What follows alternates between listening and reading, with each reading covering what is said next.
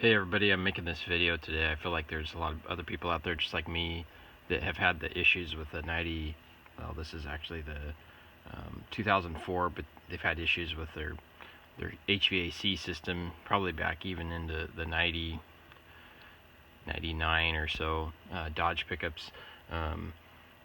I am having issues with my controllers.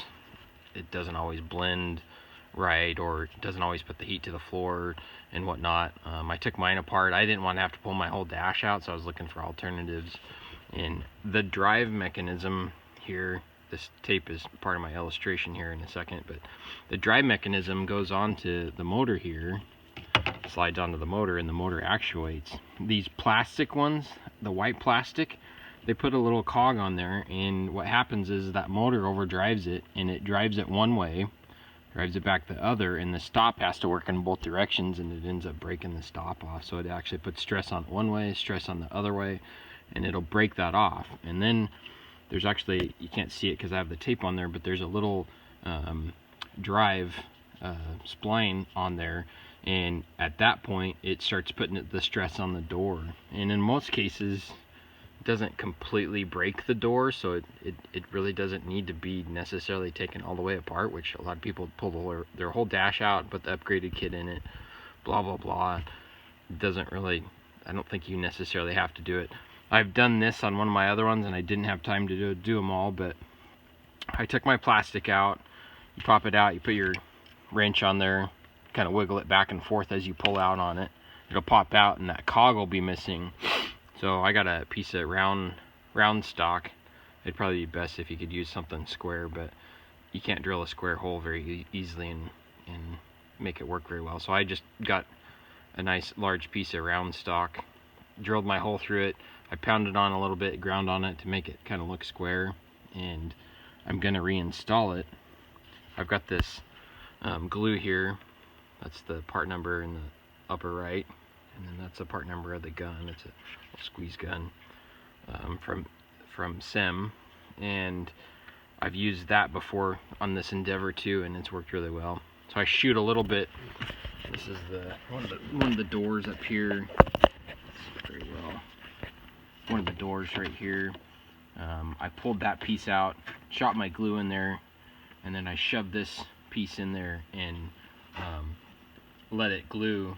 One thing you have to try to do though is get the door at one of its ends, and so everything's matched back up, because the cog has to match where the door is in its relation.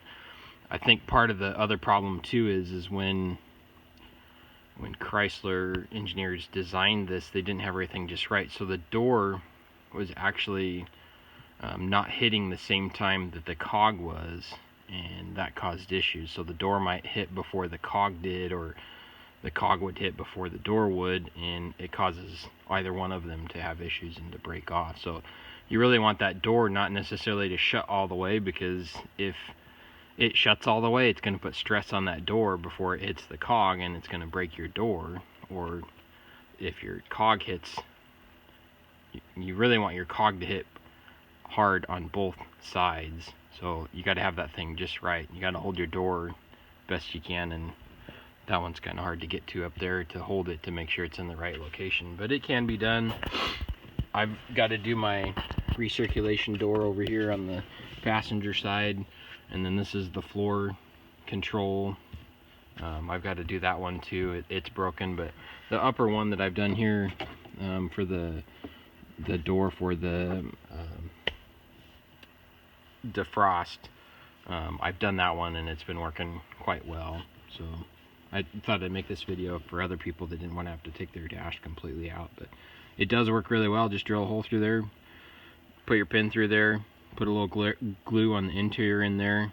Kind of messy looking, but it does work, and it seems to be working for me, and you don't have to pull your dash all the way out. This one's a little bit hard to get to behind this panel here, but I just took a unibit, drilled a hole there, and I'm going to drill another one right there to put my glue in through and get it put back together and make it hold.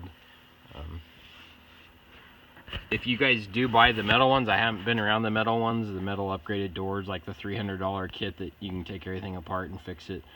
I would caution you and make sure that when you get all done that the door's not hitting before the cog is. I think it could potentially break those ones too. But just things to look for. Thanks for watching. Tried to keep it as brief as I could.